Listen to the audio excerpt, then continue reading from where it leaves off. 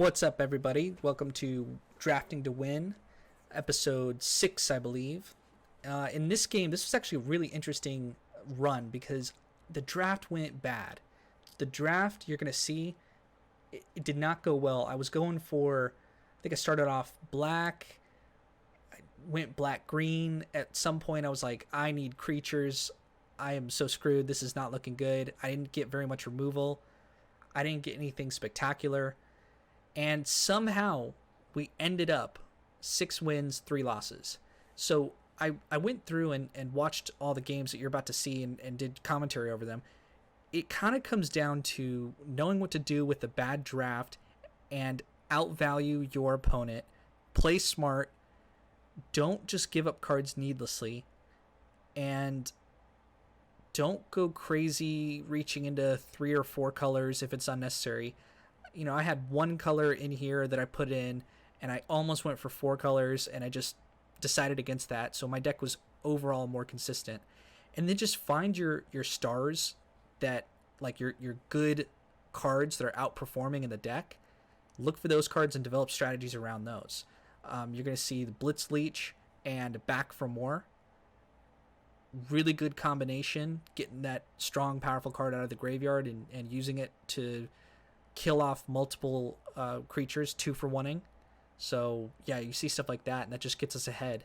And this wasn't a very aggressive deck, and it wasn't a sit back deck, but somehow we found our way through it.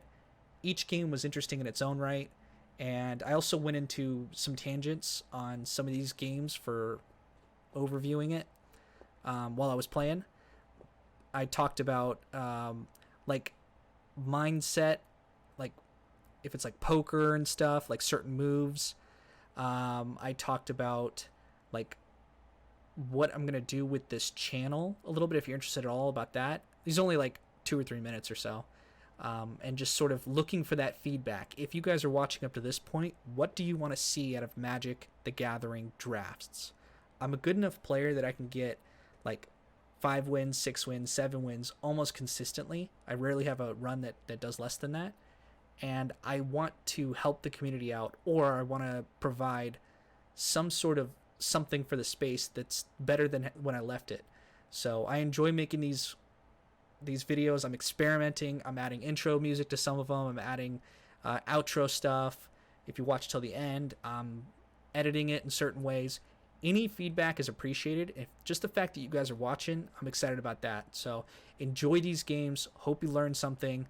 I hope that overall you can learn how to take a draft that feels like it's going bad and turn it into something. So enjoy.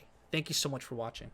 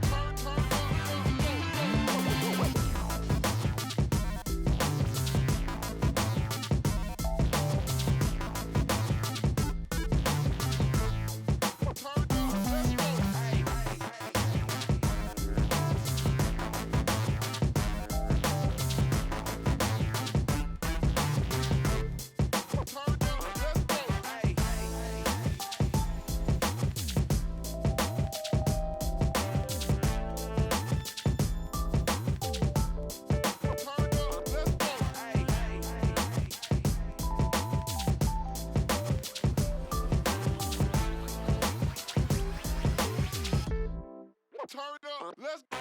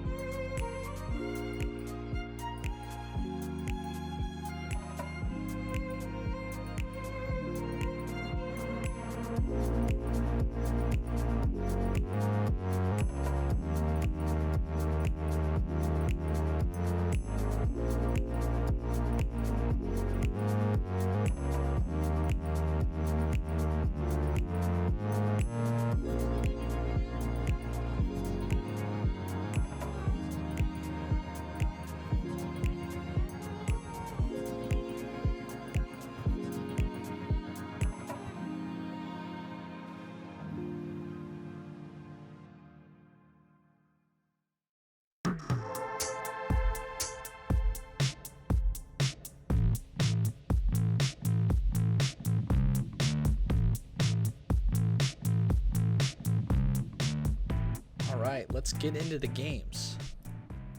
Drafting to Win with the Ikoria draft, human draft, with the mostly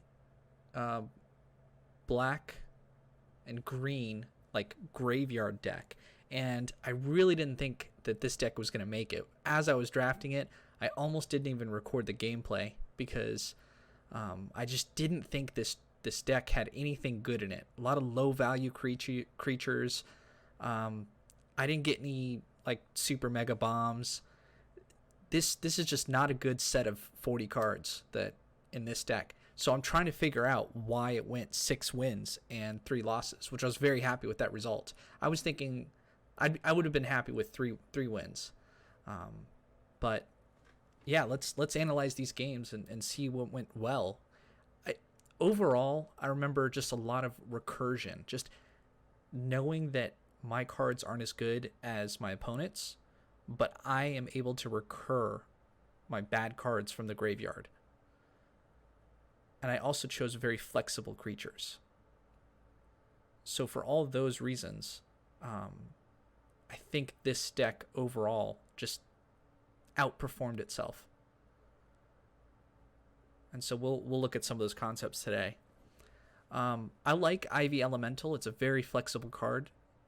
You could play it on any turn, and it's advantageous when you have all that mana in the late game and you just draw it off the top of your deck. Usually it becomes a big creature. So here I just put out my Whisper Squads. Not very good cards, but the reason I put them in is so I could have a target so that I can like use them to remove my own creature and their creature with that one card, that the black, it's a single black mana, the sorcery speed card that is like, if you have a flash on the field, it gains flash. So all right, played out the Ivy Elemental for on 3 because it was a fine time to do it. I can attack with the 2/2 into the Skybounder, and he's not going to Skybonder, sorry, and he's not going to block with that. I drew a land off the top, which enables my 4-drop. This worked the Bushmeat Poacher and the Whisper Squads work together because I can always sacrifice a 1/1 Whisper Squad to draw a card in these stall out scenarios.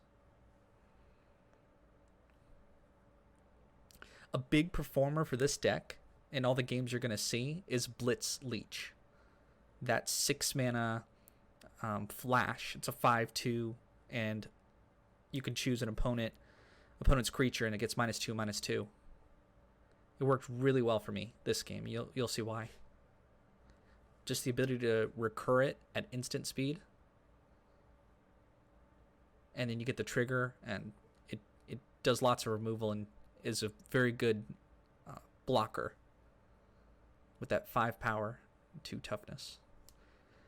Another surprising card was Adaptive Shimmer. Now, I'm kind of down on this card. I don't think it's a good card on the face of it because it's a 5 mana 3/3 creature, and it doesn't do anything special. It doesn't trample, doesn't fly. The flash part, I think I undervalued that because the ability to just have options in your hand and then flash it out, and the next turn mutate like this, the Starix. You can mutate that onto a Shimmer, and that turned out to be really, really clutch in a couple of these games you're going to see. I was debating whether I should go ahead and put the Starix on the Ivy Elemental, but I decided against it because I just want to give myself some options and flash out the Adaptive Shimmer and put it on that one instead. It's going to be a bigger creature, and so that's why I went with that play. Opponent's not presenting any pressure, so I know I have some time to decide, and if I let my deck develop, I feel better about it.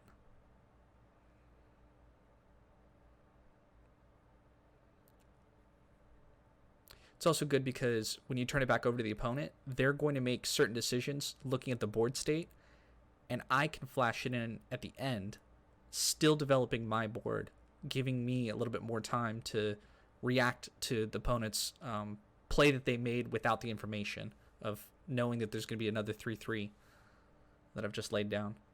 So here, drawing that land enables my Blitz Leech, which gives me a lot of options for if I were to swing for combat, or if I just want to wait for my opponent to make a move.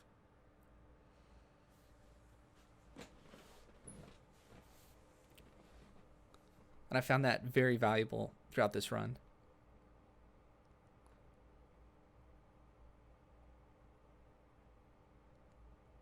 Here I decided to attack because I can either get a creature if they block, and if they let the damage through, that's good too. And I expected this block, of course, the 0/5. And the Blitz Leech allows me to get that card out of the grave, or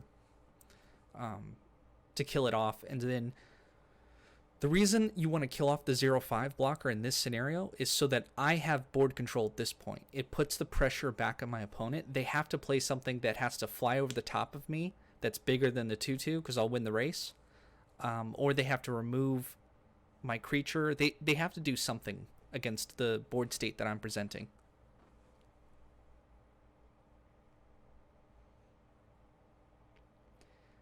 The way my opponent's deck seems to be designed is kind of stalling out the board, probably a cycling, it's the Is It cycling deck, and then just drawing lots of cards to get to 8 counters so they can summon an 8/8.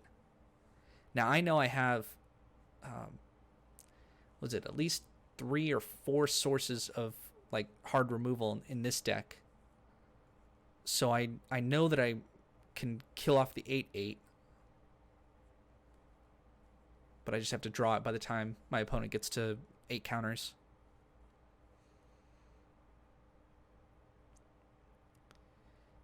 They bounced Adaptive Shimmer back to my hand. Doesn't impact me a whole lot.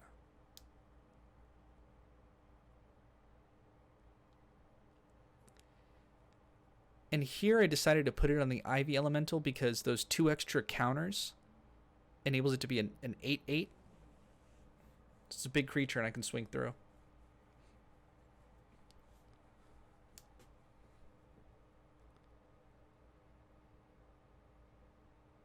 Okay, that seems like a fine play from the opponent. They remove it. I still get the activation, and I can sacrifice my own creature and draw a card. So kind of negating what my opponent turned off my big creature. Well, it's okay. I'll just gain 8 life and draw a card.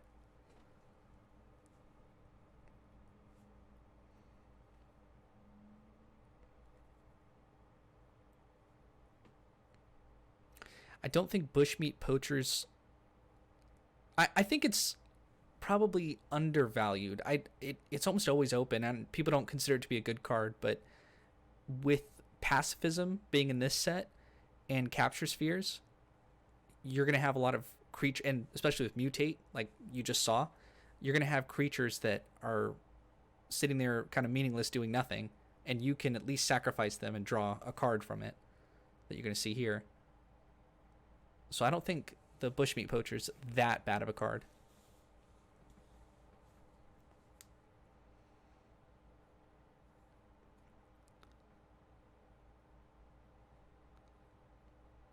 Okay, here I think the move should be to it gets really complicated, right? Like, I know I can cast Back for More, summon the Blitzleech,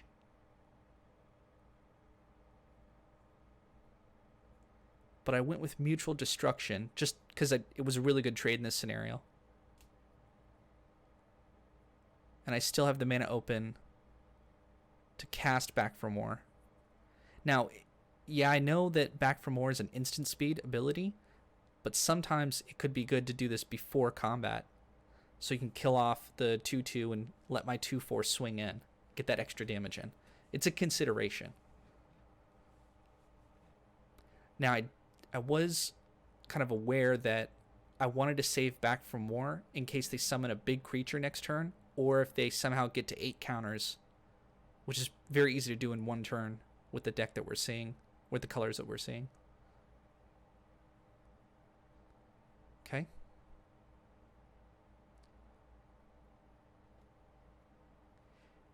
And then when my opponent plays the Sprite Dragon, now I'm feeling that's, if they swing in, that it's a good enough time to cast the Back for More, which will, not only does it bring my creature back from the graveyard, it has it fight the creature as well.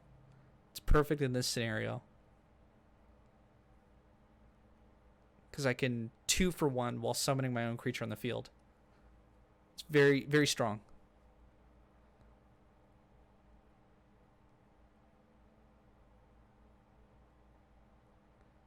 Okay, small thing is make sure that you get the sequence, the stacking correct. That you want it to fight the Sprite Dragon so it doesn't kill my creature, and then do the -2/-2 on the 2/2. If I had done it the opposite order, I would have lost my Blitz Leech on the field for nothing.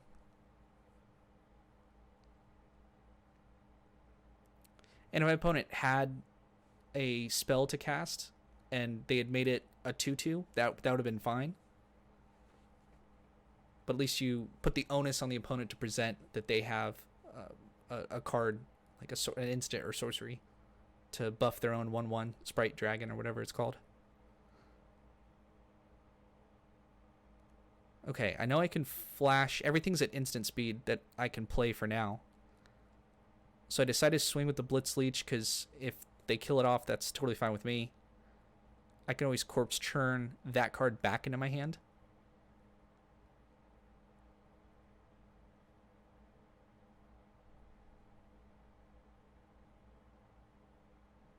Corpse Churn is also really good here because it lets me get to my removal.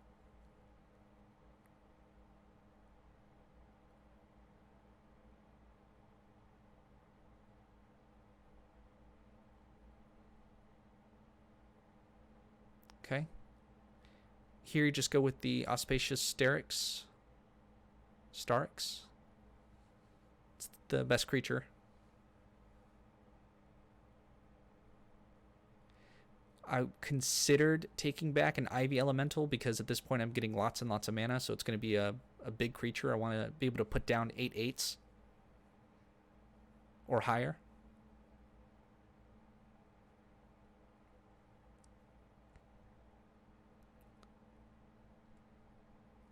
Okay. Drawing the Scoured Barrens is good enough to get Death's Oasis online next turn.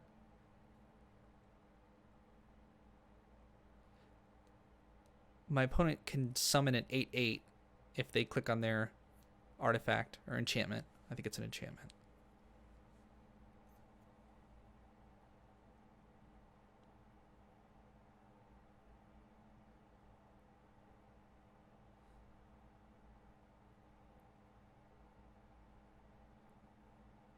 This is a really strong ability. For every time it mutates, you could play the top X amount of cards of the deck, lands or creatures, whatever it is.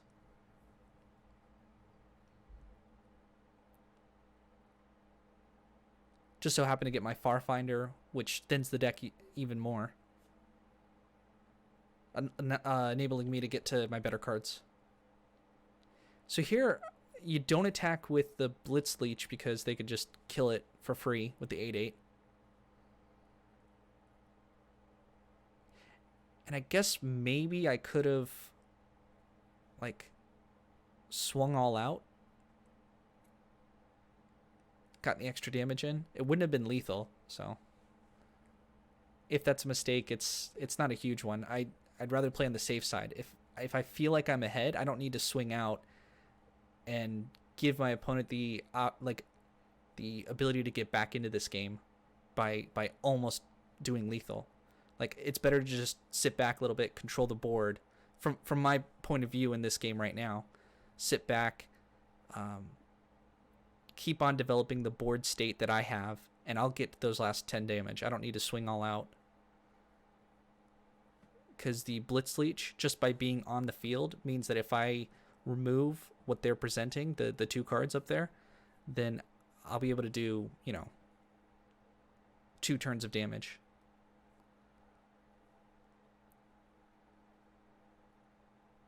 Okay, I did swing out here after I played the Death's Oasis, because if my Blitz Leech dies, I get I could summon something smaller, CMC less than that, less than the card that died from my graveyard. So it's a good ability.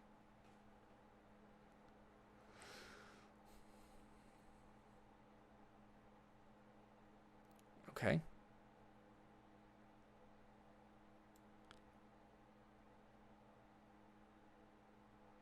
They went to deal 1 damage to my Blitz Leech so that it would die.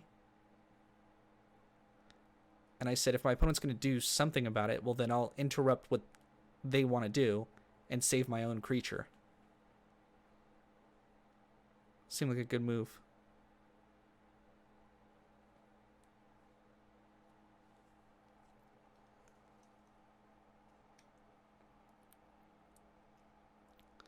And then here, pretty much nothing can go wrong. I don't see tons of different ways that we can get back into this. My creature dies, 2 to the graveyard, and then choose something of CMC equal to or less. And that's where the Ivy Elementals really come in. I could have gotten that, made a huge creature. I went with the Starks because it's just a better card, and you could do a lot more with it. So here, there's no reason, just put it on the Farfinder. I might have been thinking about something different, but I think that's what I ended up doing. Oh, okay. I don't think I needed to do that type of sequencing. I could have waited another turn, played the Adaptive Shimmer, and then put the Starks on top of the Shimmer, but this way's fine. Yeah, I was very far ahead, so nothing mattered. Okay, we'll get back into game 2 here shortly. All right, let's get to game number 2. So we're 1 win, 0 losses right now. Okay, open up with 3 mana. Totally fine. No green sources, but I figure we'll find them.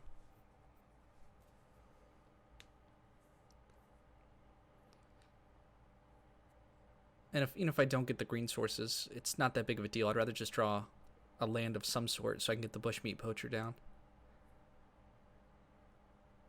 All right, there it is. And just generally in limited, it's okay to take a few turns. Limited, it's much more forgiving to miss a land drop if you stumble a little bit. From my experience, definitely versus constructed, kind of obviously. Okay, here I know my opponent has a 3/3, so if I played out the 2/4 vigilance versus just playing out the Farfinder, getting the extra land. Let's see what I went with. Yeah.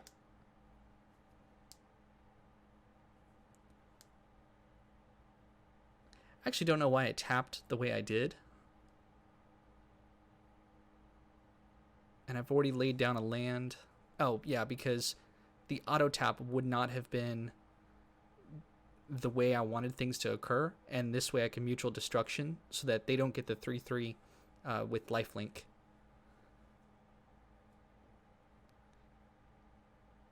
It doesn't seem like a strong play, but I felt it warranted even doing... It looks like a 2-for-1, like I used 2 of my cards, but I'm developing the board, and I know I can recur stuff. So I'm more willing to make 2-for-1 trades like that, even if they're inefficient, to slow my opponent down and get me to the point where I want to be.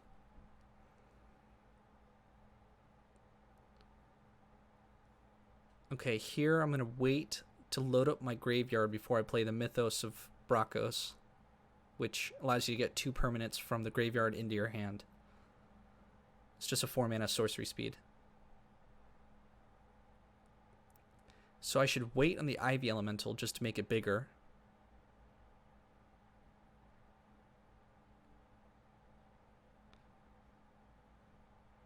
Just throwing down the Poacher seems like a fine enough play. It's a good blocker in this situation. Okay, that seems like my opponent's playing like a bad card, or just doesn't seem to be very impactful. Especially because it's an instant speed and they just did it on their main phase. So this won't alter. I figure my opponent will have another combat trick of some sort, which is fine. Just make him use it. Okay, so now I know my opponent has a 4/4. And I think the move here is to go with the Ivy Elemental. Again, these are all pre-recorded, so I played through these games, I recorded it, but I'm reviewing my past footage now, so I actually don't remember all the plays I made. I learn a lot from kind of analyzing the board and the decisions I have, and with a little bit more time, because we're not on the clock, you only have a minute and a half to play or whatever, and you're in the game, you're not noticing everything that you could. It's been really helpful to review this. So if I'm guessing at the plays that I'm going to be making, it's kind of like I'm rewatching and we're kind of learning through this together. And I hope the value I'm bringing by anybody watching this is you get to learn into my mindset. I went 6 wins, 3 losses in this, and I've had other success, and I've just had lots of years drafting. So if I could record it and talk through, it helps my gameplay and helps potential viewers out there. So I don't remember everything that I went with, but it's good to be kind of objective and say, I know this is what I did play, and this was the result, and it went well or it didn't go well. But in the moment, we can learn something from, oh, I wonder why I did that way, and I should have sequenced it better. I think analyzing it in this way, and you guys watching this, will be able to better sequence and better see plays that you might not have seen beforehand just by watching gameplay like we're doing. Okay. This seemed pretty much over at this point. I didn't draw anything great, and this is how I expected most of this deck to perform. Just kind of getting blown out by moderate to big size creatures from my opponent. So there's not much to learn from this game, and it's essentially over at this point. There's nothing I could play that gets something into my hand that allows me to play it to block. Yeah, I think I pick up the Blitz Leech, and it just doesn't even matter. So 100%, this is a loss. I'm going to skip through, save some time, and we'll go on to game 3.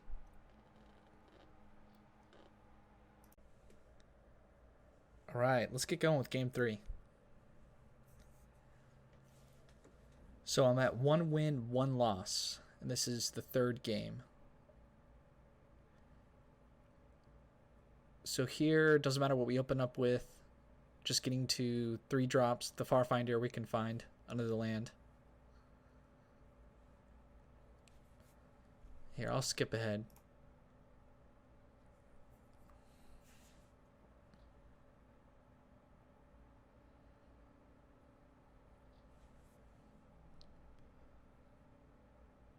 Okay, Garrison Cat. Drop the mana down so we don't have to... That doesn't become a problem later if we want to play on curve. It's very obvious. Just play the tap land.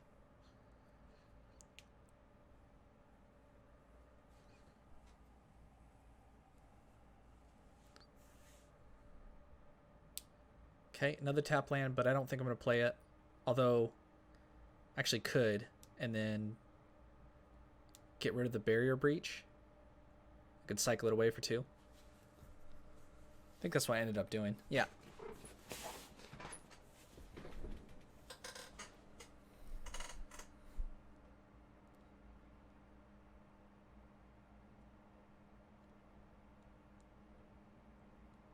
And here I know that Call the Death Dweller, you have to have stuff in the graveyard that you can take out 2 cards from the graveyard and put them on the battlefield. But there's CMC 3 or less combined. So you can do a 2-drop and a 1-drop, but you can't do like 2 3-drops. Doesn't work that way. And then Barrier Breach. Let me talk for a little bit on why I chose Barrier Breach. I think Barrier Breach can win you a game just 1 time, and you can cycle it away for 2. Because it can exile up to 3 target enchantments. And, I mean, if it 2-for-1s for a 3-mana instant CP spell... Is it instant speed? I actually don't know if Barrier Breach is. I think it is. We'll see once I cycle it away. Yeah, it's an instant speed. I just think that's a good enough card. It's so flexible that I am trying to put it into my decks and seeing if it works. It exiles up to 3 target enchantments. With the amount of enchantments that people use in this set that we've already mentioned on your creatures to shut them down, if you could take off 1 or 2 of those for 3 mana, that's worth it. And if it's not useful, which is obviously the majority of cases, the 2 cycle away that, like, it's just 2 regular mana, or 2 any color mana. So the upside is there, and it's not a whole lot of downside. That's my rationalization. I may come around to a different idea about that in a couple weeks and months as this format develops, but okay, finally we have a 5-drop that we could put down. Get something going.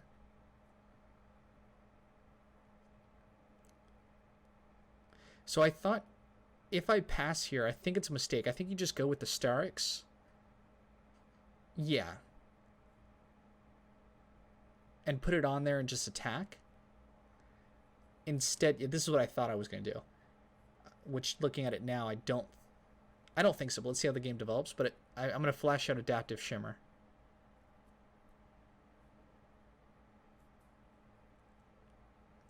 I think it's because I wanted to put...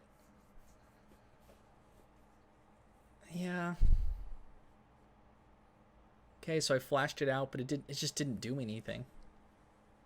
I saved myself 1 damage versus having a 6/6 with Vigilance on the field. I think you go with the Vigilance there.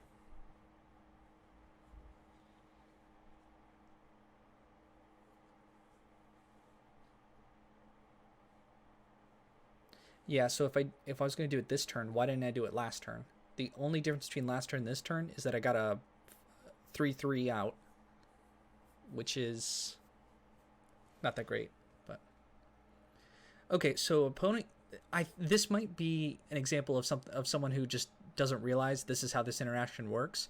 If I target a creature to mutate and they destroy it or exile it, the card that still gets destroyed or exiled, but my mutate creature still comes on the field. In this case, it was a benefit for them because they would still do that anyway, but it's not a very strong play. I guess that's probably all my opponent could have done. Maybe it was the best play they could have made, even realizing that I'm going to have a 6/6 on there. I feel good about my position here. I am confident we'll find some sort of removal for the 3/4 flyer. I don't think that's going to like zerg me down the rest of the game.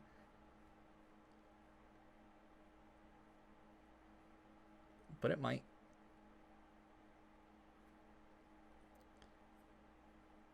I'm on a 3-turn clock. So it means I have to do something. Now I know I have something with flashing out that creature. And here I do think that the strongest play is flashing out the Blitz Leech. Giving the flyer -2/-2, saving myself some damage, and then just killing out the 5/1.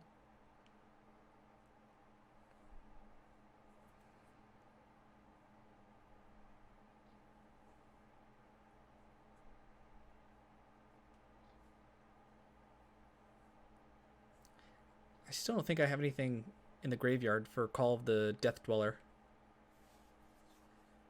I was totally fine with the opponent doing that. Gives it indestructible and flying. It's like, doesn't matter.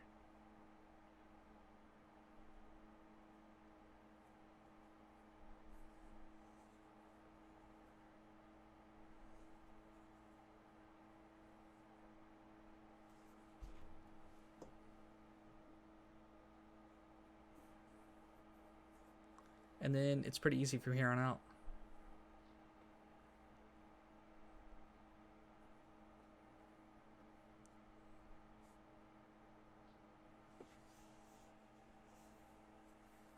Okay, opponent found a land, and I think I've got the game.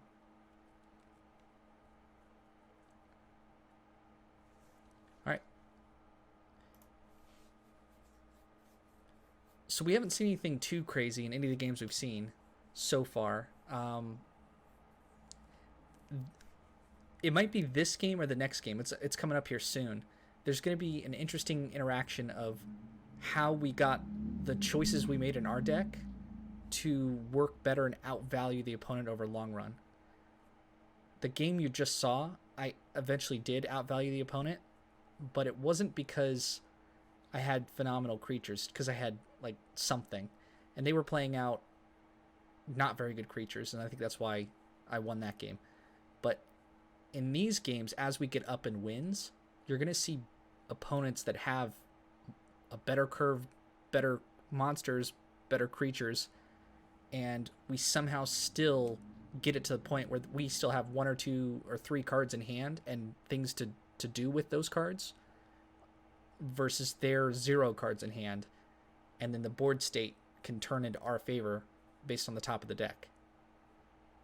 It's always the goal going into all these. I think you're going to see a common theme if you watch all the Drafting to Win videos. This is how you win the most amount of games over a long run. In my opinion, from my player perspective, watching a couple of the 6-3, 7-3 wins or 7-2 wins I have, and I'm not saying that like, oh, I'm so good, or it's just that you pick up on these skills and they're implementable so that you can go try them out in your game. So the way we outvalue them is by putting something out creature-wise, having those things die, recurring them, and just doing a lot of not quite as good as 2-for-1 trades, but 1 to 1.5 cards, where we're getting half a card of advantage on our opponent, and we do that incrementally throughout the game, and they end up with no cards, no plays, and we just swing for the win. I've said this before in other videos. I come from playing a lot of Hearthstone, Arena on Hearthstone, and that with the way you can choose how each creature attacks. It's not Magic where you just declare attackers and they just swing, and then the opponent, the defender has the advantage to choose what to block or not block. In Hearthstone, you choose which creatures you want to kill. So board control and the board state in the center is different. And I think I prefer Magic's system, but it's the same fundamental concepts, and because I have a lot of experience with that in that game, coming over to play limited, it just naturally like follows that you apply the same concepts to win here in this game because it's a limited environment. There's only so much the opponent can have. They're not going to drop down 15 rares or have a deck strategy that most likely involves having no creatures on the field. Like, it's just not how limited decks work. And the exceptions that prove the rule are exceptions for that reason.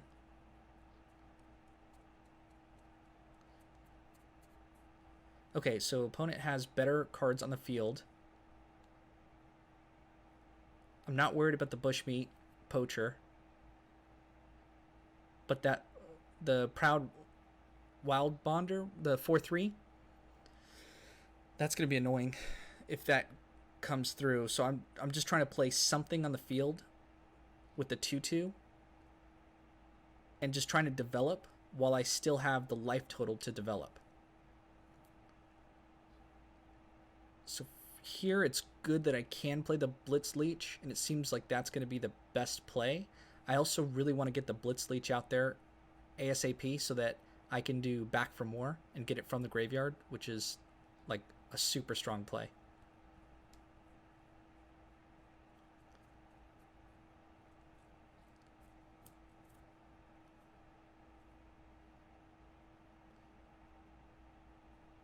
I thought about attacking, but it's probably better just to hold on and let the opponent make the attacks and then play my own Blitz Leech. You don't play the Ivy Elemental here because then it becomes a 4/4 and you're just trading with the 4/3 creature. And I suspect we can get better value from our Ivy Elemental. Oh, something else interesting to note is that the Blitz Leech actually costs 1 less because of Cunning Nightbinder. It's not something I intentionally did with this deck, but it did turn out that with as many flash creatures as I have, there's 2 of the 5 mana 3/3, the insect with flash. I have 2 of those, and I have 2 Blitz Leeches. So that's actually that's 5 flash creatures as well as 2 Mutual of Destructions. And that's the card that if you have a flash in the battlefield, that card gets flash, and it's one black. Just a single black for flash removal, and I've got the creature types to facilitate the other sacrifice a creature cost of the card. So like, just by going black, it definitely wasn't by design. Going for green black graveyard synergy is definitely a design that I went for, but having the flash synergy with black cards was just an added bonus that we got. And it's mostly because those aren't good cards. That's why they got passed around to us. That's why we picked them up. And that's how we made something out of nothing, which is kind of the theme of this entire this particular run. It was how to take a really bad draft and make something out of it. It doesn't always happen, but you can identify different strategies. Like here, I'm not going to win by having better creatures than my opponent. I have to win by getting slightly more valuable trades in an interesting way. And it will take experience to identify that for each one of your individual decks, but if you're going black-green with bad monsters, this is a way to do it. And I hope that you guys are noticing kind of which cards have done lots of work in the runs that I'm doing. Like Blitz Leech here, I've already talked about it. Just real heavy hitter. The fact that I got 2 of those. I think it gets passed around a lot in human draft because it's not valued as highly as people should be valuing it. But yeah, it's doing work, especially in this type of deck where you can get it back.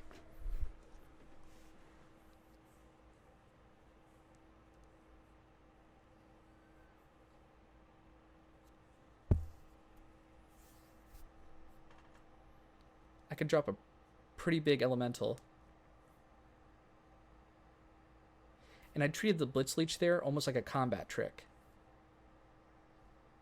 And then it removed his creature, and he spent another card to defeat my creature. So I'm okay with all of those trades. Especially because I can get it back from the graveyard. So dropping down the big Ivy Elemental is just a solid body to have. It's really flexible card that it's totally fine to save it for the late game. Not, or like, you know, mid game or whatever this is.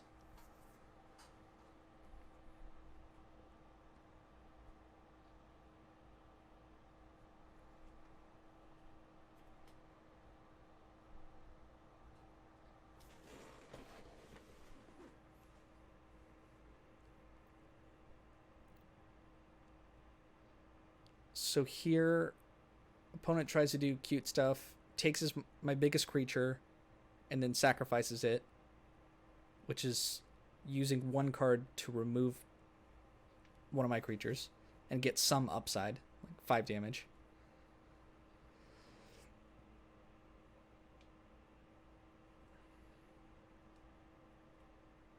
If you have a healthy life total and you're not going to get zerged down, it's generally a good idea just to take the damage.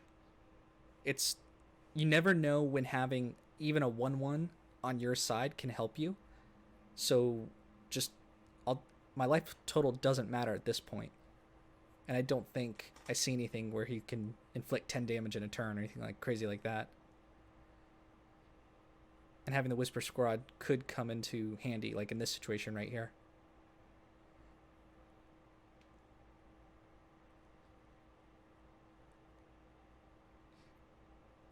But we'll save it, and I think just do Ivy Elemental, max that out. And then next turn, you just do back for more. On the Blitz Leech, and then get board control. Well, we actually already kind of have board control, but you know what I mean.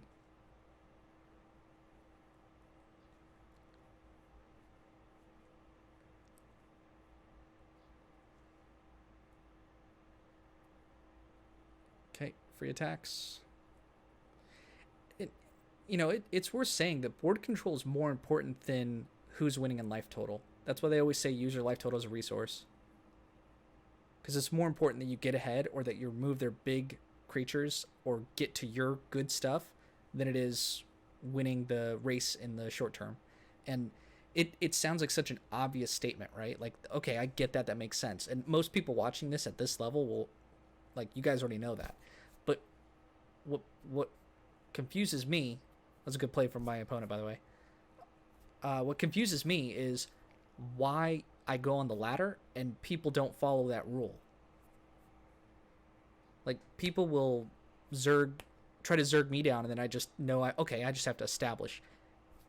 I just have to make sure that my deck does what it is intended to do. And in my perspective, if I'm playing aggro, it might be like, okay, I got to aggro them down and just find ways around them. But that's still in the game plan. As opposed to people trying to do bad attacks. And this happens all the time. And you're just like, nope, you don't need to go in for bad trades just to get ahead on life total, just to get me down and then like try to figure something out.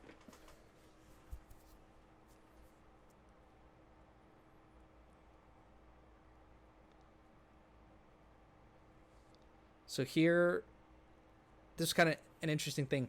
I chose not to use the fight ability for the back for more. When the creature enters the battlefield, you could choose it to fight on an enemy.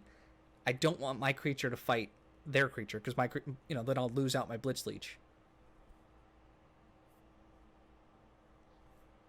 But my opponent knew this was going to come and sacrifice their creature to kill mine. But the point still remains that sometimes it's good to submit 0. Like, do not attack. Like, don't have your creatures fight with the opponent's creatures. This was a good draw for me because it just puts 2 permanents into my hand. So I got lucky there.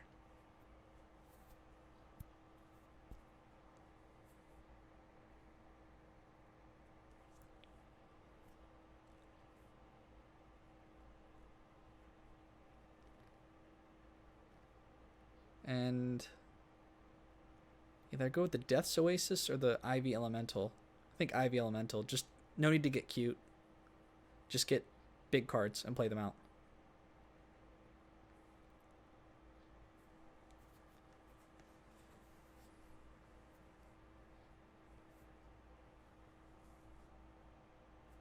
Oh, by the way, I cut a land from here. I think I'm playing with 16 lands. Because I knew I had like Churn the Dead and like other cards that got me through my deck pretty easily. And another thing is I like taking risks when I have a bad deck. When I have a bad deck, let's just go for cutting lands, playing a little bit risky, and trying to go for the upside and cheese out the wins. It's another reason why I kept the 3 mana green instant speed spell that says exile up to 3 target enchantments. It's kind of a risk to keep a card like that in if you're not playing best of 3. You know, if you're playing best of 3, just put it in the sideboard, and if you see it, the need for it, you throw it in. But here, I wanted it. I never actually ended up using it to great effect, but the point is there was hardly any downside because you could cycle that card away.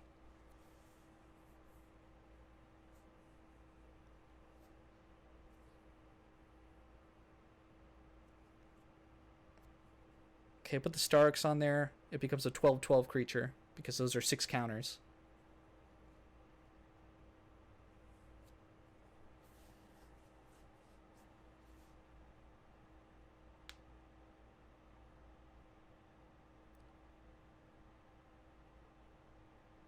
And then this game, pretty much, we get it from here. I don't think my opponent draws removal of any sort.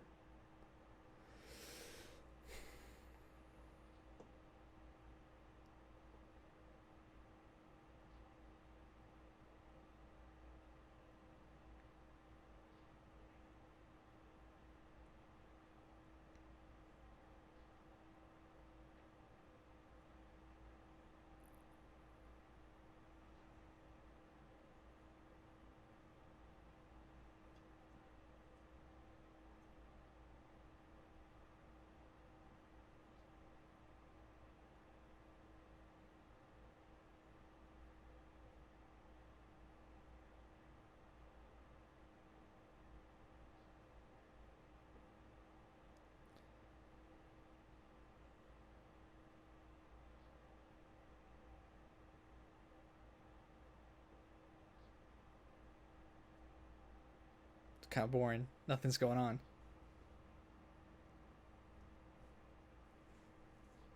Here, for the sake of time.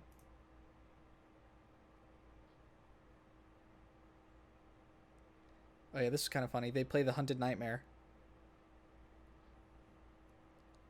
It's a cheat creature for 4 or 5 stats, and it has menace, but you get to put a death touch counter on an enemy. There's really no downside to it from their perspective here, because a 12/12 pretty much has like a death touch counter because it kills everything that, you know, you're not gonna, unless you have a 13/13 creature.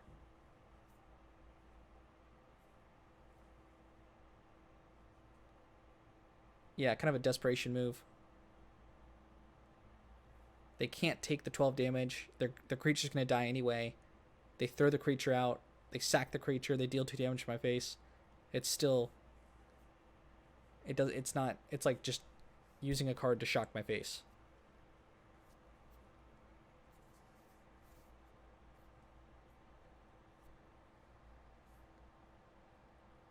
Yeah, this is whatever.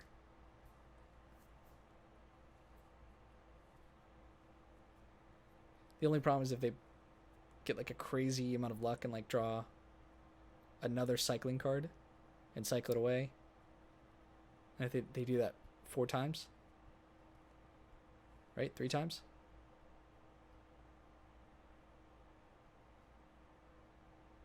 Well, really 2 more times, right?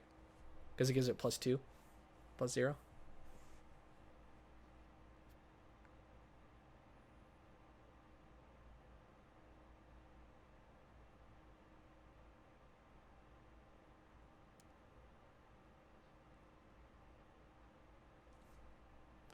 And then here I flashed it out so I can attack with both creatures next turn.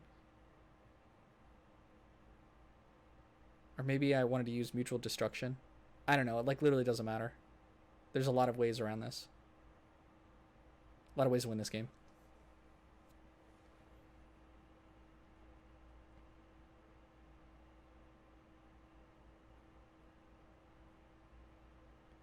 All right.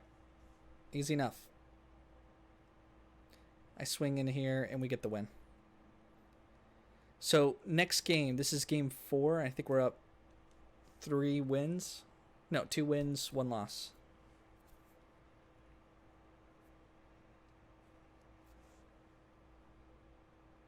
I end up keeping this hand because you can always cycle away the barrier breach. So having 2 lands is not a bad thing here.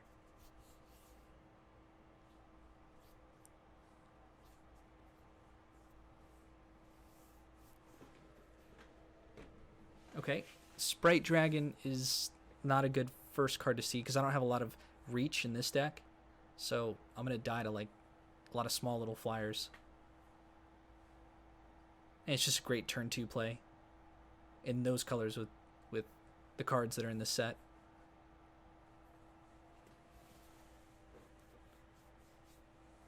Oh, 2 of them.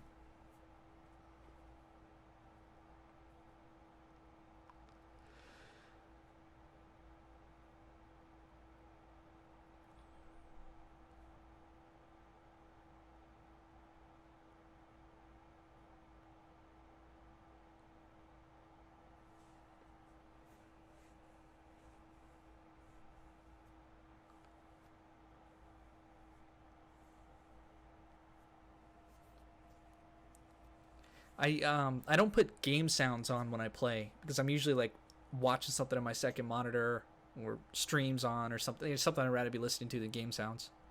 So that's bad. Like that's all right if I'm just playing and recording the screen, but the bad part comes in that it'd be nice to have like the music over top while we're talking through the games and like the sound effects and stuff. So we miss out on that, but overall I think it's worth it to still record the content, and it just means that I'm going to be playing more of these games, producing more of these videos, and if you've been watching up to this point, you find something about it entertaining. And I'd be interested on what you think that is, because it might not be like, in fact, it probably isn't like my personality type or the way I'm talking. It's probably more about the information being given and like the analysis being done. That's why I suspect people that have watched up to this point are and I could be wrong on that. I don't know. Maybe people watch it because it's like they just like to have background noise or something, which that's cool too. I don't know the reason, and I'm curious by any of the comments, any of the interaction. Always feel free to do that. I welcome it. Wonder if there's anything worth talking about in this game. I know things are happening, but it's kind of just opponent had an is it strategy, really made it work, and now they're popping off.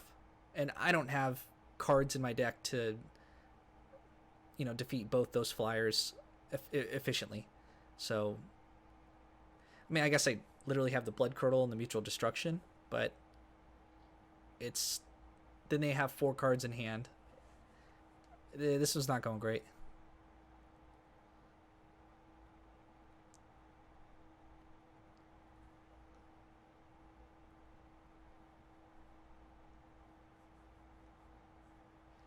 Here, the idea, I regret doing that now. I feel the pressure of being on a time clock, like a 3-turn clock. Now it's a 4-turn clock because 3 damage, 3 damage, 3 damage, and then have to do an additional hit. So that's why I went with the killing off the 4/5 creature because I didn't have a way to block it. But that's a mistake because next turn I just dropped the Starix as a 6/6 creature. So that way I should have killed off the this creature here before they put the mutate on there. It's a mistake that I'm realizing now. But arguably the opponent's so far ahead here that there's nothing else they'd be able to, like, there's nothing else I could do.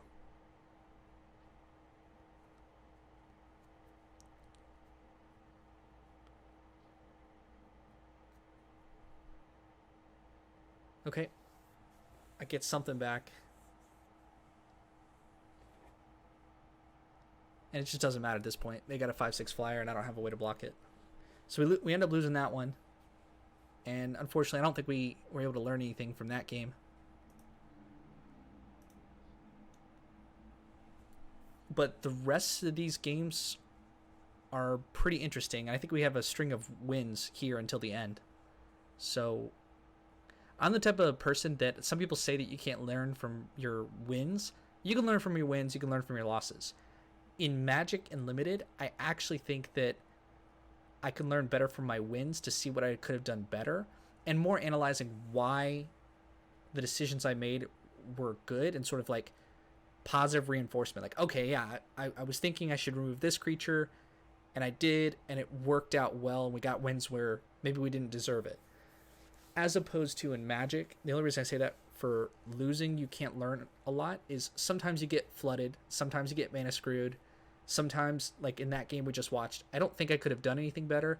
I couldn't have constructed the game better, like the deck beforehand, and I couldn't have made better picks. Like, well, otherwise I would have made better picks in the beginning. Like, I kind of accept that if they get a quick flyer and they're able to kill me down really quickly and everything lines up perfectly, their deck is better than mine. Like, that's why they give you 3 losses before you're out, and take that as one of the losses.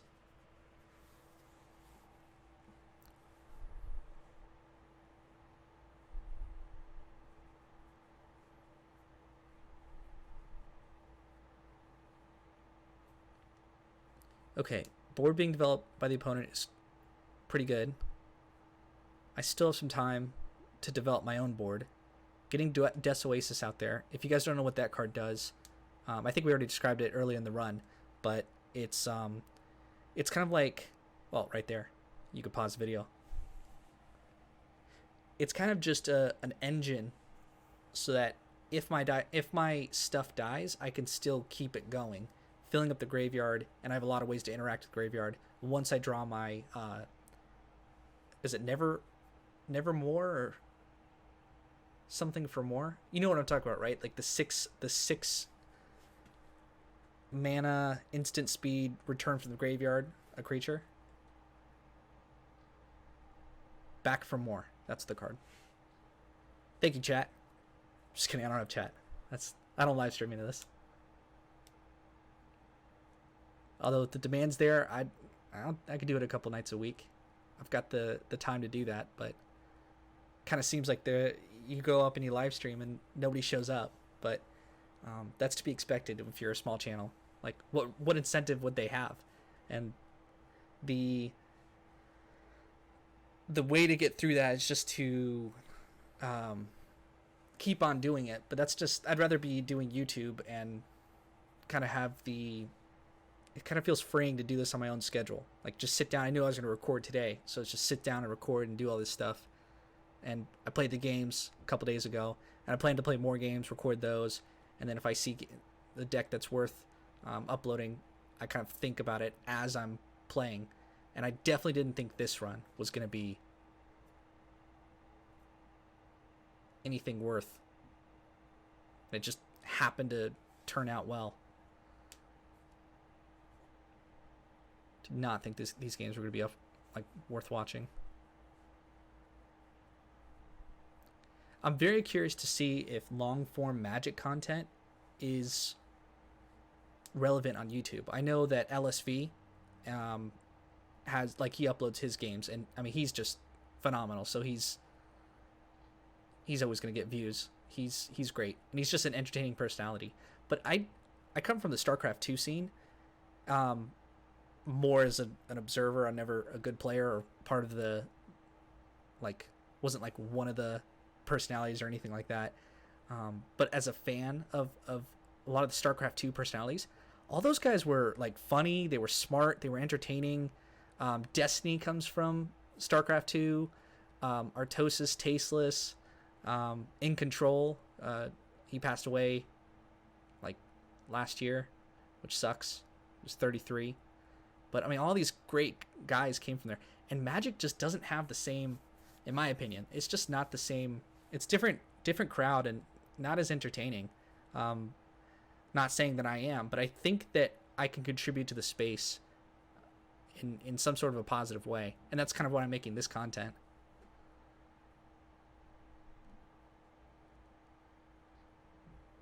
So opponent is controlling the board pretty well. They got the upper hand in that exchange, which is fine. Like, I don't think combat trick. You don't see me use lots of combat tricks.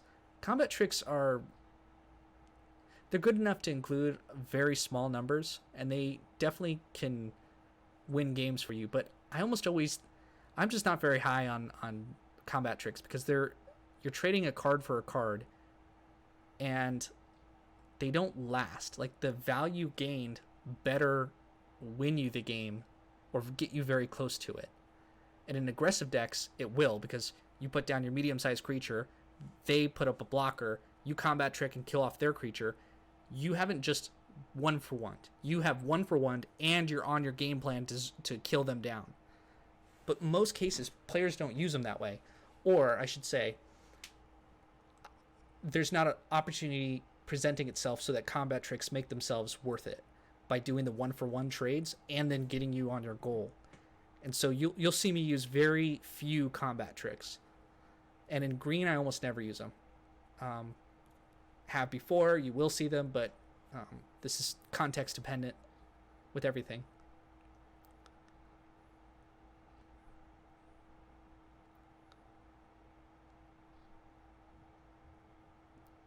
Okay.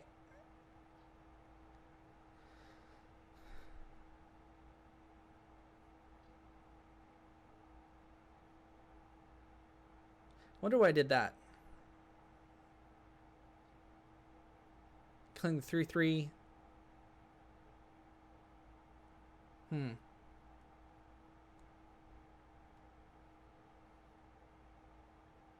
Oh, so that I would have the adaptive shimmer still up?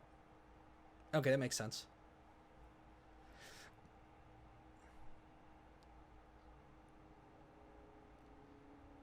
Okay, here do you go play the Gorlak Corpse Churn? Or should I do Blitz Leech? I was thinking Blitz Leech, because then I could kill the 3/3 creature. Okay, no. We'll save that. But the Blitz Leech actually, because it gives it -2/-2, would just kill off the Ivy Elemental just outright, because the Ivy Elemental has 3 counters on it. So if you put any like -1/-1, it would have 0 health left. It's like an interaction you should just be aware of. Here, I have to block it even if they want to give me a combat trick and win. Because, yeah. Okay, this is totally fine. Well, actually, it's not fine. I end up losing my creature.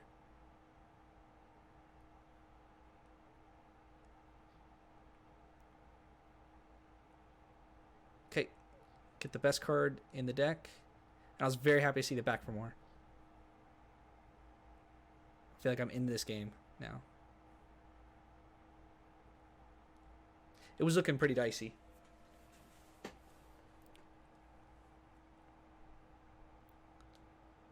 There's no reason to play the Starix on the Shimmer and then have it get removed. It's better just to keep the Blitz Leech. So yeah, even though my opponent has so much more life than me, I still feel real good about my position now. And it's just because of the cards in my hand, and I know that if my Blitz Leech dies, I can bring it right back. And I got the Starix as a big body. Like,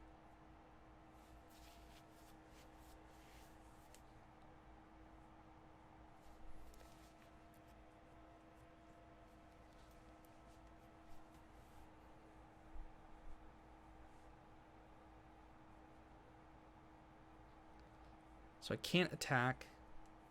I hope they don't have removal of some sort. You know, you always obviously wish for that, but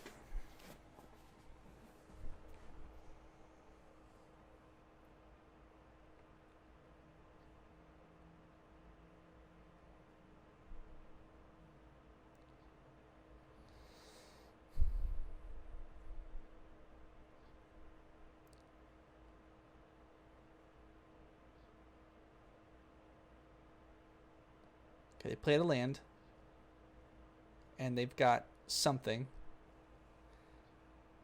That's better than nothing for them, but it's not going to get them all the way there. All right, check to see what I could get. You don't bring back the Ivy Immortals, or the Ivy Elementals, sorry, because then they just spawn as 0/0. So you don't ever do back for more on those creatures. That's kind of intuitive, but oh yeah, this is cute. I'm just baiting my opponent.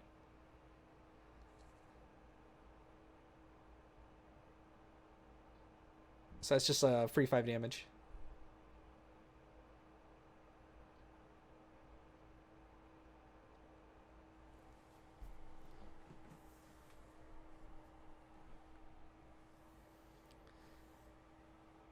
Here with that attack, they're trying to win the game. And I just know in the cards in my hand that I'm safe. And this is kind of funny actually because I tapped down my creature, it gave them the chance to go, this is my only out, and so they swung for the win. But I know based on my cards that I'm going to kill you and then win on this next turn when it flips back to me. So that wasn't super mind gamey on my opponent, but I did do what got me the win, which is put them in a position where they're gonna be like, all right, I'll take this, show me what you got. And of course I'm not bluffing. Like I have the backup. It's like this is almost like equivalent to bet on the river. What's it called? My poker terms. I know how to play poker, but they're not. The terms aren't always there. The river, the turn, and then what's the final thing? I don't know what it is, but it's betting all the way up, and at the end, you kind of put a bunch of chips in. It's like, yeah, I'm not bluffing. Like, you're going to have to call me out on it.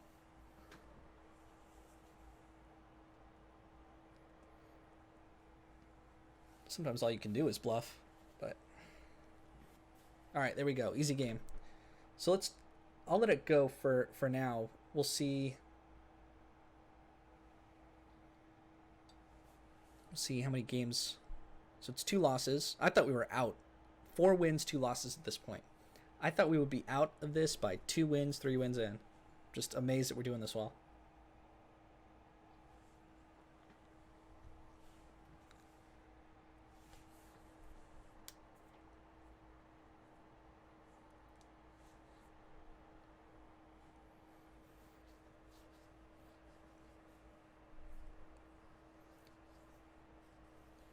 Okay, 1 of each color. It's great to see. And with the Far Finder, we find that next land. I guess let me talk about. I don't care about ranks in this game. I don't think I would like to be a higher rank, but I won't put in the time and effort. Really, the time commitment to trying to raise my limited ranks. It's just not that interesting to me. It's not reflective of skill. What's reflective of your skill is, are you winning? And that's what I'm more concerned with.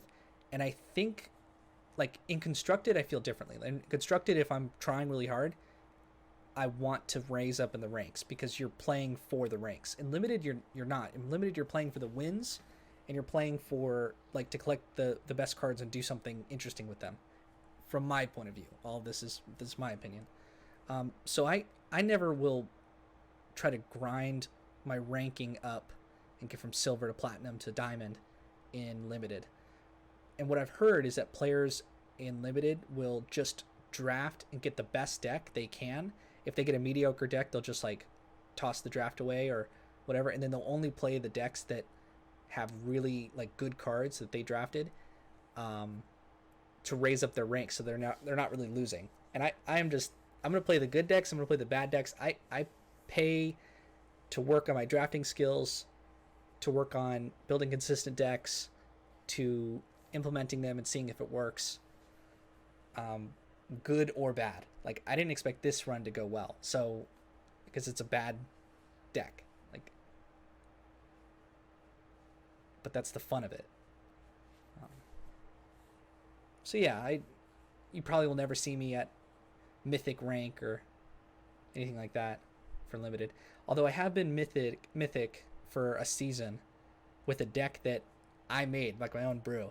That felt real good. That was it was like an Orzhov Knights deck, and I took it to a tournament, and it didn't perform that well at the paper tournament, but I got to Mythic on Magic Arena, and that was the only time I've been there. And I grinded. I played.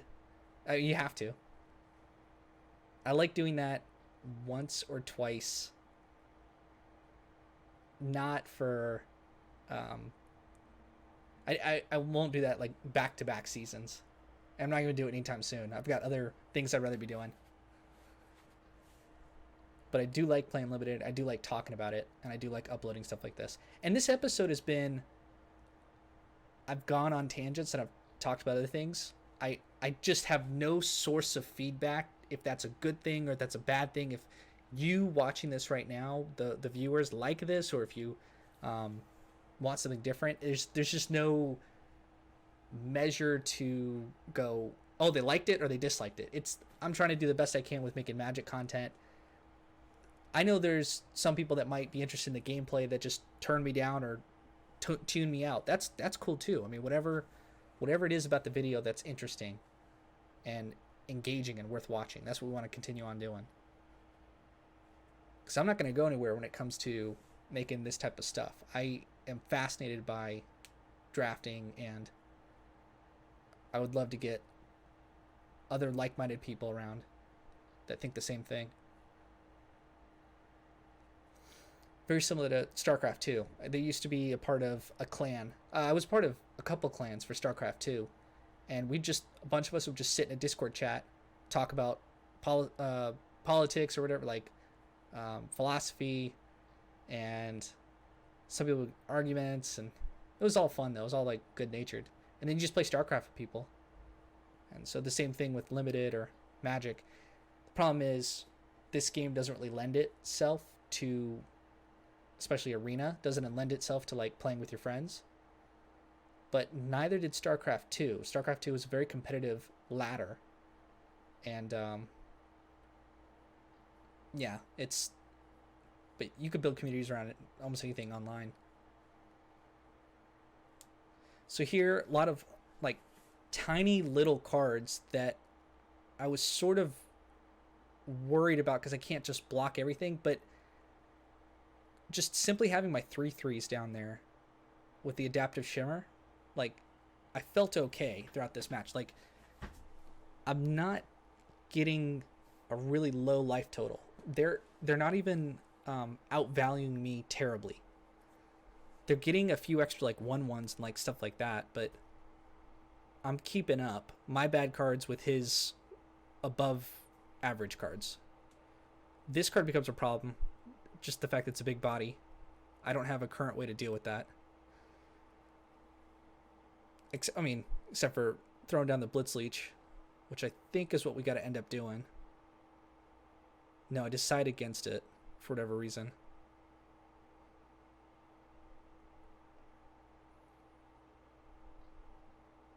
Okay, here I was happy to see this, and I'm counting out my mana to make sure that I can get one over. And yep, works out that way. I now have a 6/6 creature.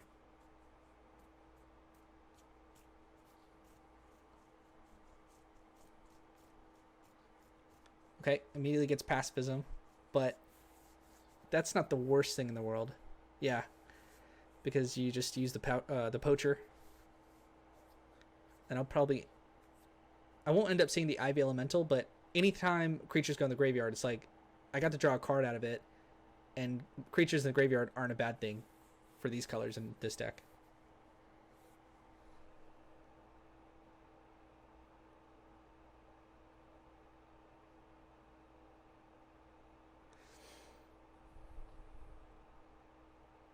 Okay, I drew removal, which is good.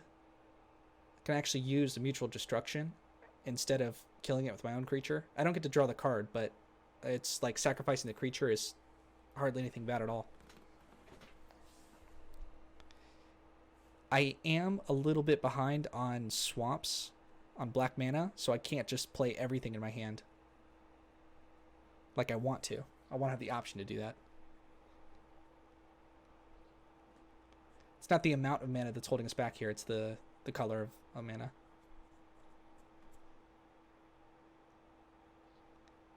Okay, for whatever reason, I kept up the 6/6. I don't think that's good because I have no way of removing the pacifism. But I mean, the sequencing doesn't really matter. If my plan all along was to kill off both of my creatures, sacrificing one of them and sacrifice the other one for a card, but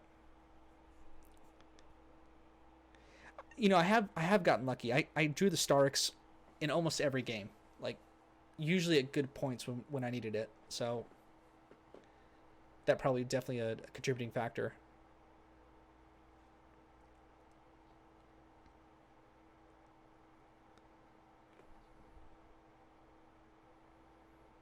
Okay.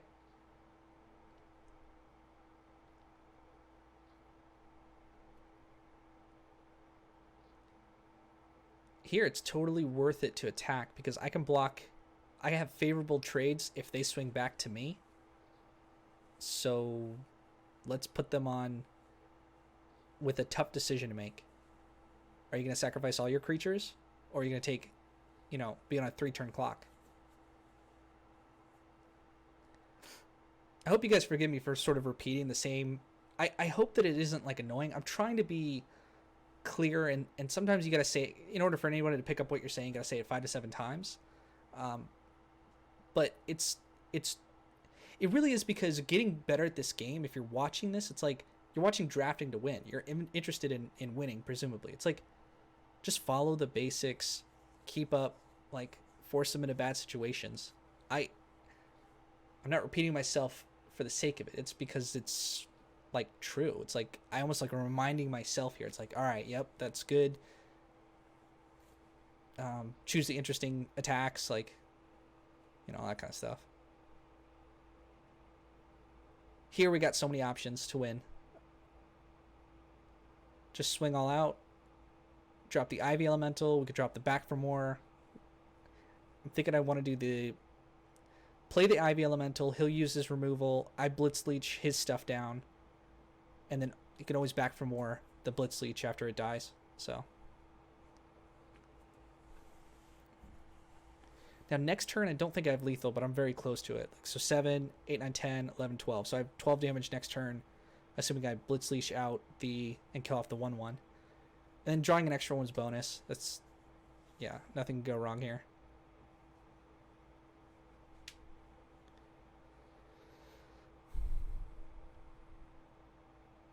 I don't think there's anything they can draw to get them back in this.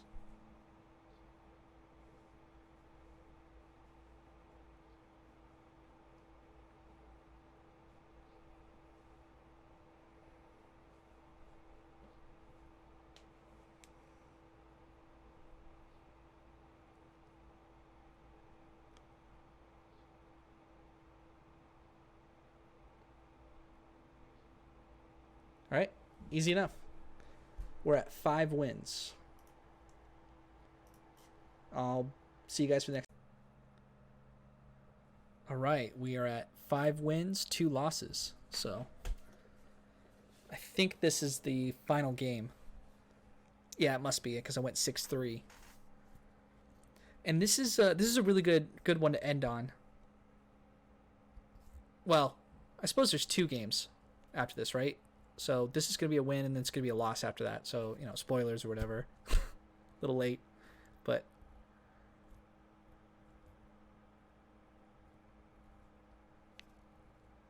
okay. Brushwag versus Brushwag. Brushwag's a good card, I would say. It's very optional. There's always green cards in this set where they're very cheap to play, 1 or 2 mana, and then you can pump them up later on in the game. And this one just happens to be like not so bad of a card.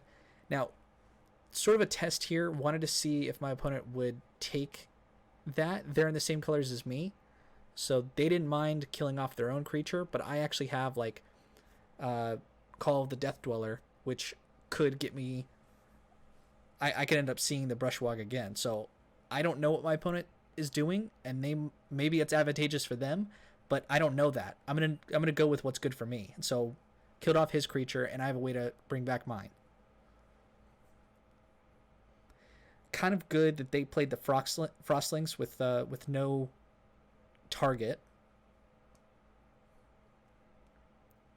So here, instead of doing the Corpse Churn, which was like a fine play, I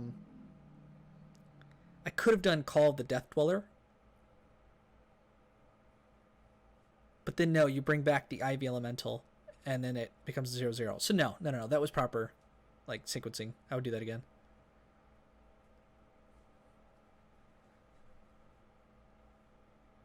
Okay, another Frostlings taps down my creature. Not a huge deal because it means they get 2 damage, like 6 damage total out of that type of play. Problem here is I don't have a good play.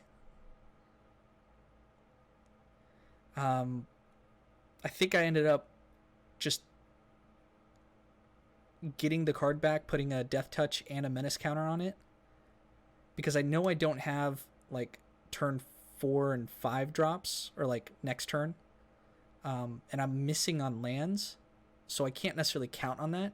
I don't want to be in the same position next turn it swings back to me and I didn't draw a land.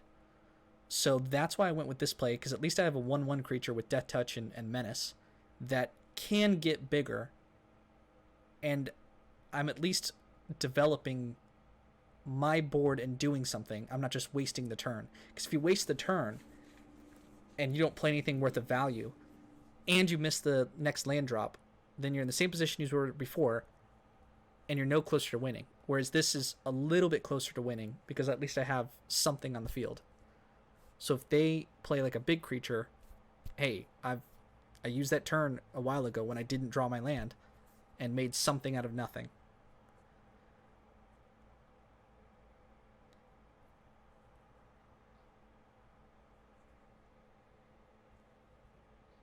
Just wanted to see what would happen by attacking there. I could have pumped it, and you can always have the option not to. It's not worth putting in an extra like 3 damage. I think it gives it +3/+3 for 4 mana and not play anything, because I'd rather have something on the field, even if it's a crappy 1/1. It's better than, it's a body, it's a target if I want to have removal, if I draw Mutual Destruction. And right there, look, you just saw it. Like, in case I needed to sacrifice a creature, now I get to sacrifice the worst creature. And if I had put an extra 4 damage on my opponent, that wouldn't have got me anywhere. They would have been at 15 life to my 10. And I would have been out a creature. And I didn't know that at the time of doing it. But it's because I don't know, I went with the safer play, and the safer play ended up being exactly that. So now that 4/6 is a problem, especially if he keeps adapting it. I went with the decision here to kill off the 4/6, and it stops 2 triggers on the mutate. It stops this card entering in from their mutate triggering, as well as the card that's on there, which would have forced me to sacrifice a card. So there, it's actually a tactical time to definitely kill off the creature they're trying to mutate onto. And then just left with the 3/3 body. A 3/3 body with upside, but better than having that creature from before. Having this Brushwag is important because I just feel safer. Like if they attack with the 3/3, I could block the 3/3 and the 2/2. Like, I could do it. And as the game goes longer, I know that I can grab my stuff and recur it.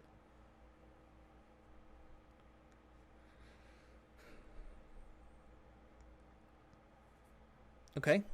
Ivy Elemental, and I know the Blitz Leech takes care of that.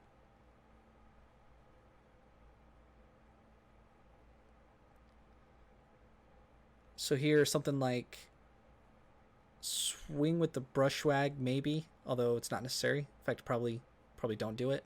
Yeah, don't need to do anything.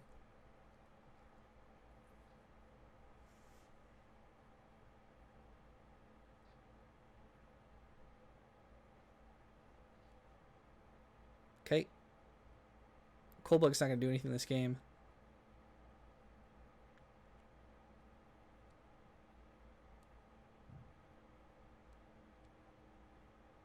Here, I went with the Shimmer. It would have been fine to go for the Blitz Leech, but it's equally fine just waiting. And we're kind of stalled out here.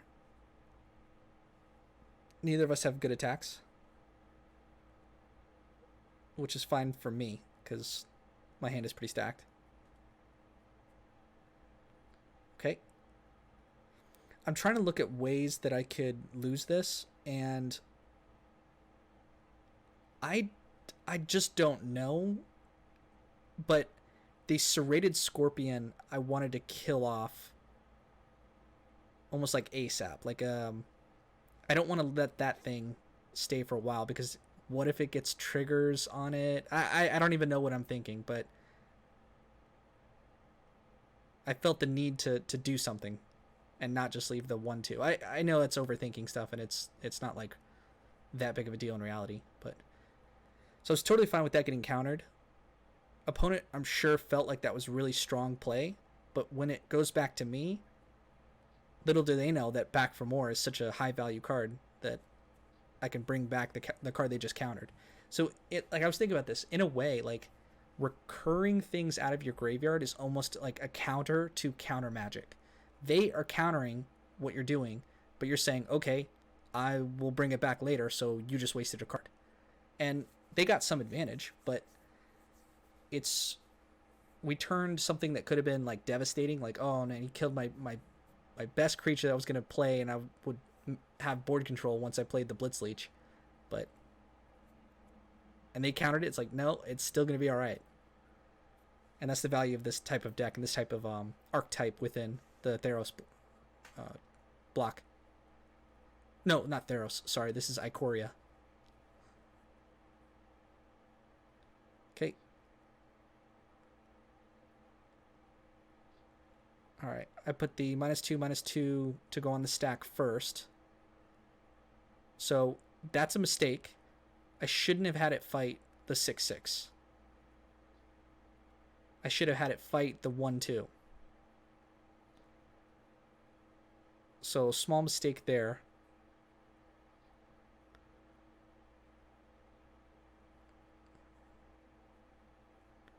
And I think the Brushwag has Trample. I think that's printed on the card. And I gave it Death Touch and Menace.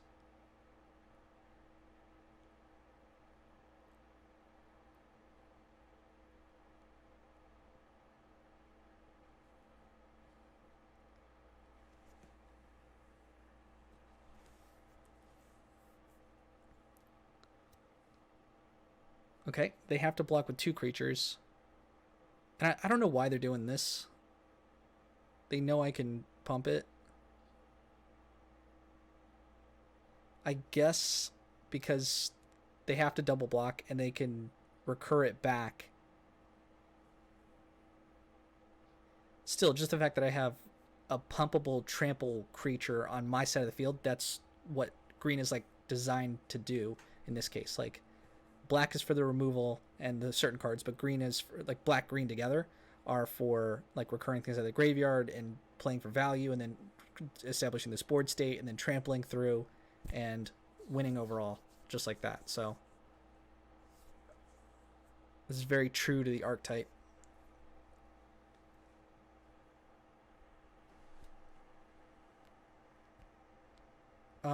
I could attack with Adaptive Shimmer. I could have attacked with Adaptive Shimmer and Ivy Elemental. I don't necessarily need to play cautiously here. Okay.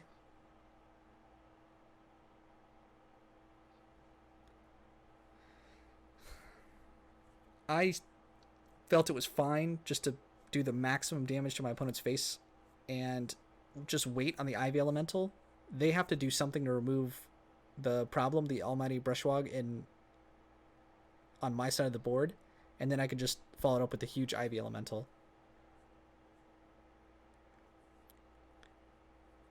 Like, I don't think it's better to save the Brushwog, don't attack, and just drop a huge Ivy Elemental. I think the way I'm doing it is the better way. Unfortunately, I got punished for it. It's not a card I'm going to play around, But it is interesting that based on my decision to keep my card, I have to discard it now.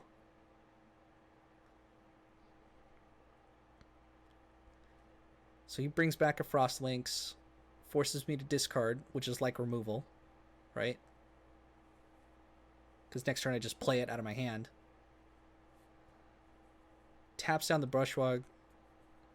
The only thing I have going for me is the 5-2 on my board, so he can't swing through.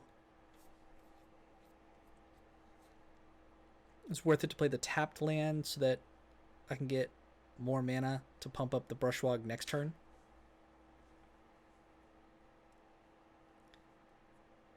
It's better than keeping a card, in my hand. Like hidden information from the opponent. This one is worth, well, I just threw it down. I was going to say that it's worth like keeping in your hand, but to be honest with you, I was too lazy to count out the mana. So I was like, I don't want to be one off. So I just threw it down there, and however much I pump up the Brushwog, I just keep clicking that thing. Okay, so 1, 2. Yeah, so correct choice to throw in the swamp, because I could click it 3 times. If I hadn't put down the swamp, I could only click it twice. It's less damage to the face.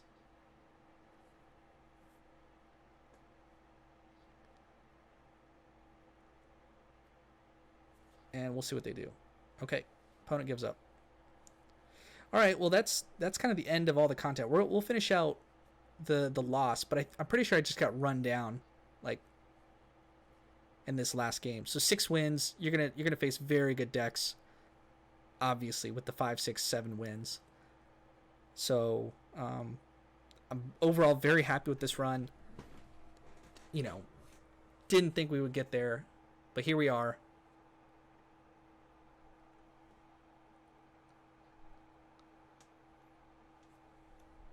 I'll click us ahead. Nope. Ready? All right, that's fine. I don't think there's a lot to be learned from this game, but we'll see.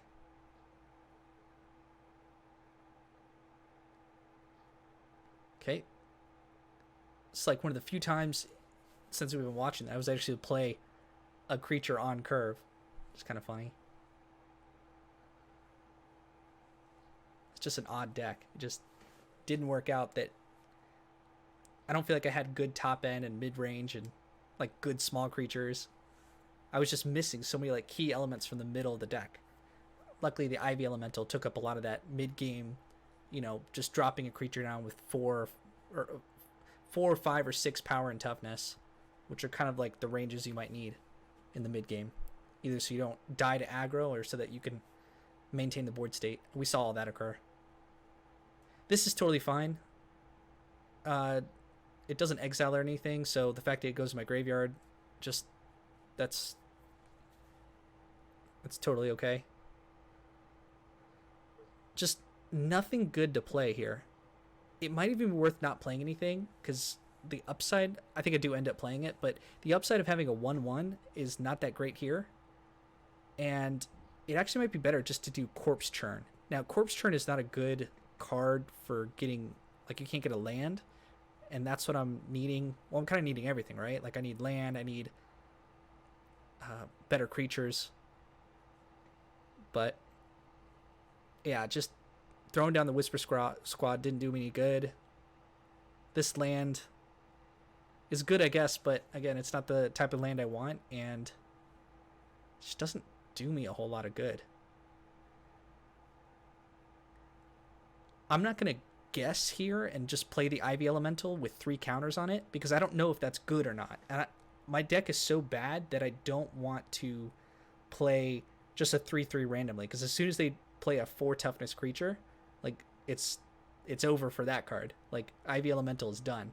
Whereas now I don't have pressure coming on me, so if we could just wait, if the next 4 draws I have are lands, that's 1, 2, 3, 4 lands, that's gonna be more, the bigger the Ivy Elemental could be. It sucks we don't even have anything good in the graveyard either for the Mythos of Brakos. But I do know that I can, like, safely play the Ivy Elemental. Like, it actually gets value here. Yeah, he's going to remove it because he's got a good deck, but...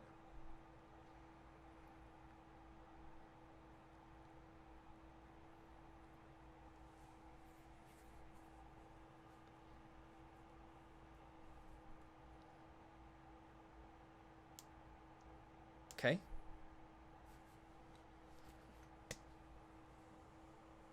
Rumbling Rockslide. Good card. It's removal. Kills it. Nothing I can do about that. Okay.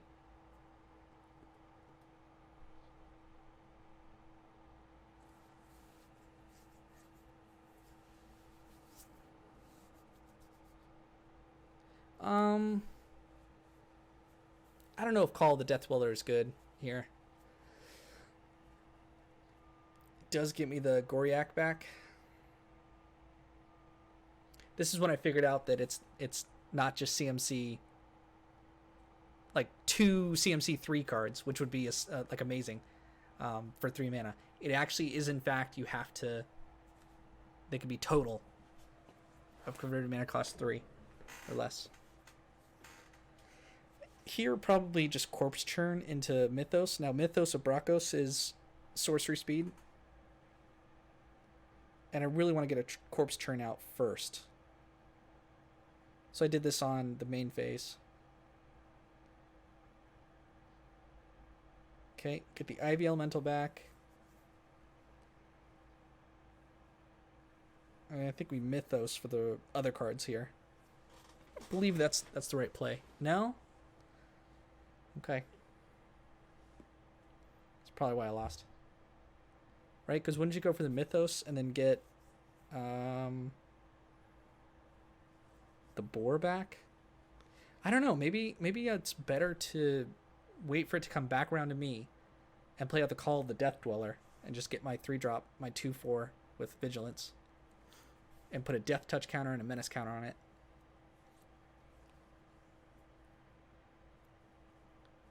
That must have been what I was thinking.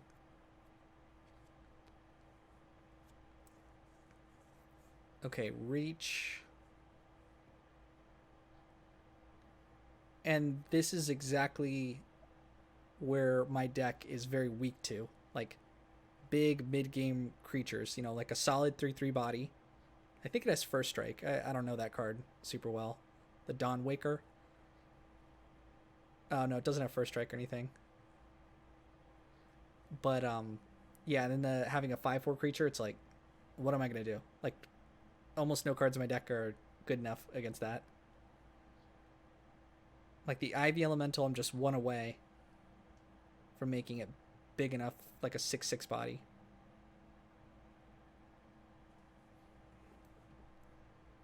Okay. Oh, yeah, I did, sorry for the yawn. I'm not bored or anything, just tired. A little bit. I thought it was better to do the 2 cards.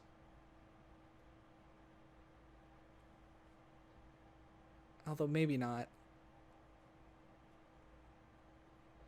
I think it's all bad here. I don't think there's a good move I could have done.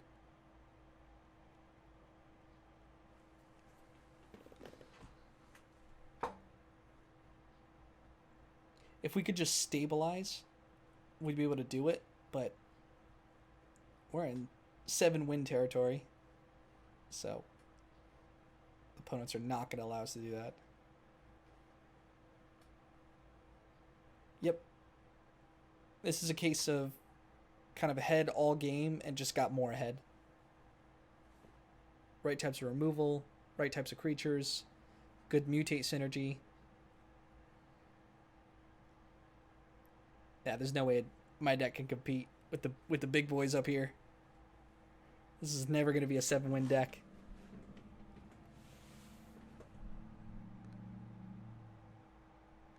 Okay, I know 3 damage is coming in every turn.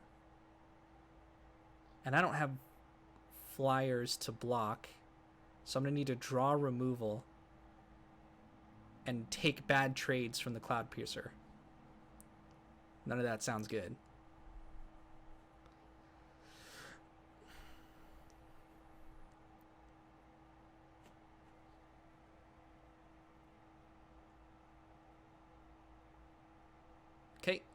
Another 5/5 with haste. Pretty sure you could just swing out. Yeah. So Death Touch on the 5/4 because it's got a mutate ability. Even though it's, you know, the 5/5 has more stats. I want to kill off the mutate ability.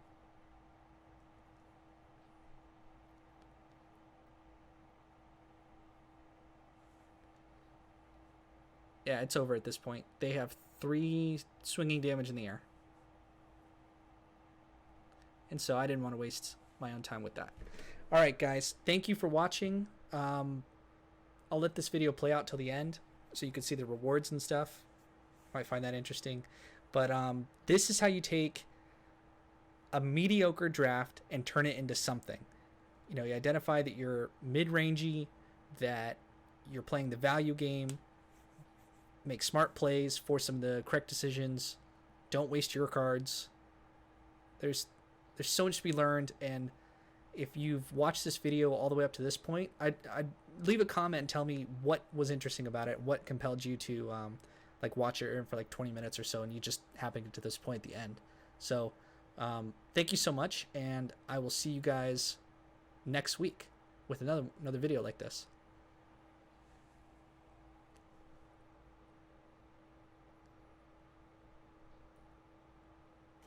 Peace.